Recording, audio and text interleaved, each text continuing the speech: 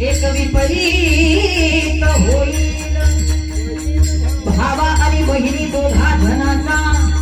विवाह लागेल 5 वर्षाची मला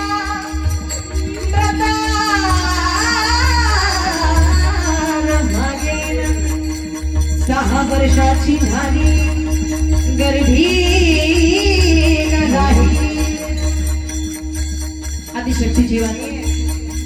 या कलियुगाचा अंत आहे सध्याच्या काळात ज्या काही घडत चाललेल्या घटना आहेत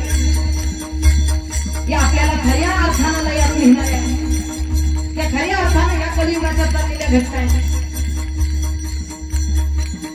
आणि असंच जर घडत राहिलं अंत फार लांब राहणार नाही त्यामुळे प्रत्येकानं धर्मासाठी जगा प्रत्येकानं संस्कृतीसाठी जगा प्रत्येकाने संतांच्या विचारांचं आचरण करून भगवत प्राप्ती जीवनामध्ये करून घेण्याचा विचार न जगा निर्गुण निराकार